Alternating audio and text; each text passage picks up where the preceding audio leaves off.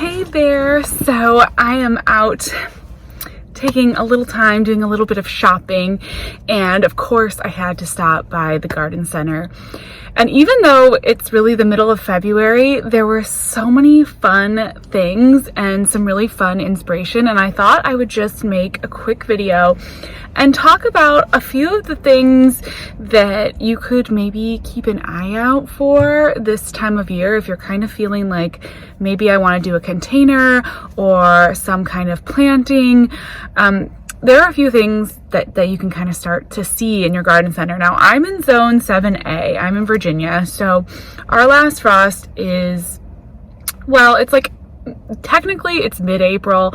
I always say technically because I feel like by the beginning of April, usually we don't have any frost on our 10-day forecast, and I usually start planting right at the beginning of April. But technically, I really should wait till mid-April. But anyways, there are some cool weather flowers that are starting to be seen at the garden center. And I actually just took my cool weather, like my violas that were starting those flowers, my snapdragons, my violas, and some of the perennial herbs that I got started back in January.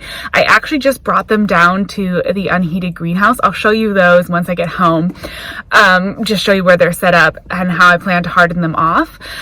But there are also a few things available at the garden centers right now. So one really beautiful like winter plant, of course, are hellebores, and there are so many gorgeous hellebore varieties. I don't currently own any hellebores, but it's something that I have on my list. I really need to figure out where I want to have them, but I of course have some part shade in my garden, and some actual shade. And hellebores are totally something that would grow really well in that.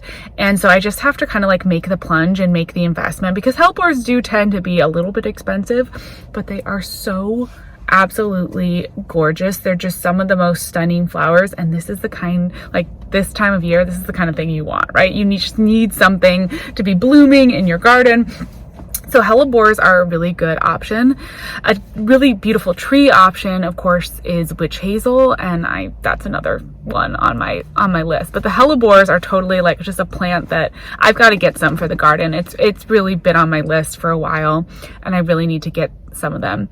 But there are also some things like primroses. That's a perennial that starts to bloom in the winter. Primrose, English daisies are so pretty. That is one of the kind of like most underrated early winter, spring flowers, I think, out there.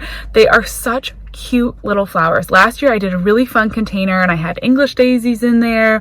I think I had a poppy, and I had also some rockfoil, which is another one. So rockfoil are the most gorgeous little, very kind of woodland looking flower. They're really pretty. I had white ones last year, but they also come in pink, which I saw some pink ones at the garden center today, and they were really beautiful.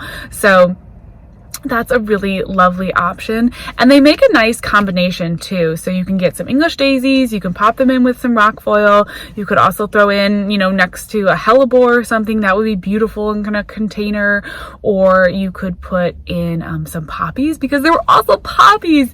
It was so hard for me not to walk away with some of the poppies, because that's just like the most beautiful sort of spring, fresh, colorful thing. It just looked so nice at the garden center today. So they all looked really beautiful, but just seeing them gave me some inspiration, and I wanted to share it with you too. I've been all about the violas and pansies, and I do love them because they bloom all winter long. They have not stopped in my garden. They have been blooming the whole season. But I kind of forgot this year about those other really great early spring options. So the rockfoils, the English daisies, the hellebores, I mean, all of that. So I just thought, I was like, I saw them, and I had to share with you all, because I knew you would appreciate some beautiful color this time of year. I mean, what is nicer than seeing all of those blooms? Oh my gosh, I just walked into the greenhouse and I was like, ah! But I did get one thing. I can't go to the garden center, and I had to get something. And what I found, I'm on this carnivorous plant kick. I'm just all into carnivorous plants. So I found another carnivorous plant to add to the collection. This is, I see if I can get the little cap off of it. This is a, I don't know how you would say that. What is it? A pitcher plant. Okay, so it's just another kind of pitcher plant. I'm not going to try to say the Latin name. That's too much for me on a Saturday morning. I've still got a 4-month-old, almost 5-month-old, and I'm not getting like a ton of sleep. Look how pretty this is. So cute. So now I have this pitcher plant, and then I have another style pitcher plant and the Venus flytrap. Oh, these are so pretty. And I'm really getting into this terrarium. So I picked this up to add to the collection. I just thought it was gorgeous. And I also grabbed a little tray to put in the base of the terrarium. So if you saw where I got the terrarium started, I didn't have like a really deep area for the water reservoir for the plants to sit in, and I'm realizing that I want to have that's something that the plants are going to need. So I got something to just stick in the bottom of the terrarium to fill that up. But anyways, let's go home. I'll show you where I've got the violas and everything hardening off. They're getting bigger, and so are the snapdragons, so I'll show you what they're looking like. I think the snapdragons I may end up potting and keeping in the unheated greenhouse for a little while longer to let them really grow on. But the violas, I know if I plant the violas and the pansies out into the ground, they'll actually take off even better and get even bigger. So they just need a little bit of time period to adjust to the climate. So let's go home and see how they're doing. I just brought them out into the greenhouse this morning. Okay, so I just saw a chipmunk. Oh, did I miss it? Oh my gosh. So many little things trying to dig up my garden. Anyways, in here is where I put the violas and the pansies. There's also some strawberries, the snapdragons. So everything, as you can see, is looking nice and big. They've got at least, like, I would say 4 maybe true leaves. And so these are really ready to plant out. Even though they're small, what I have found with growing violas from seed is that as soon as you put them in the ground, they just take off and really start growing big and vigorously. And they kind of just, when they're in like containers, obviously these are really small plug trays, so they're not going to get very big being in here. They just kind of hang out, and then once you plant them, they really grow. So they do need to get out of here because this is a smaller container. But we've also got some ranunculus coming up. Look how big and beautiful that's getting. And then of course the snapdragons are looking great. So I haven't decided yet with the snapdragons and the ranunculus, like exactly when I want to really plant those out. I may have to pot all this stuff up, I'm not quite sure, or at least plant them out in the raised beds under, like maybe under the row covers might be a good transition if I have a space that I can figure out where I want them to be.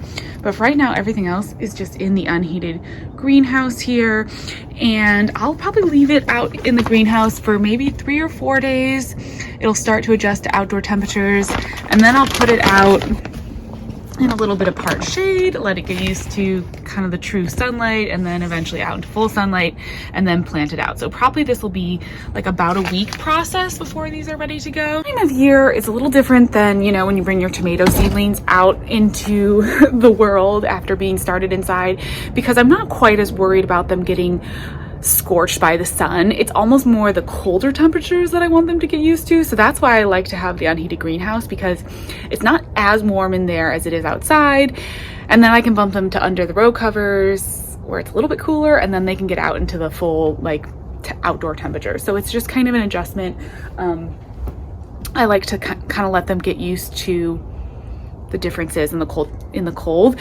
And there is a little bit, I'm not quite sure how much shade, I guess I should say, the unheated greenhouse provides. It is, as you can see, it's green, and it's not quite like being out in the full sun then. So I'm not quite sure how much of a difference that makes, but I've never had an issue this time of year with sun scorching. I'll probably put it under the shade of we have an overhead deck here. I'll probably put it under the shade of that just to be safe, just because I don't want those seedlings to have too much issue. But you know, I just kind of like kind of go with the flow. But that's my thought for right now. And I do love having the unheated greenhouse for this transition. So I've opened it up because even though it's like 30 degrees, it's already about 70 in there, and we've got a sunny day, so it's gonna get hot in here. So I'm just venting it a little bit, and then I'll come in at night and close it up so that the little seedlings can handle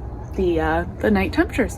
And that is it. So I'm gonna head inside, but thank you so much for watching. I hope you enjoyed seeing a little bit of spring color. It's just nice to see something fresh and flowering this time of year. Thank you so much for watching, and I'll talk to you next one. Bye-bye.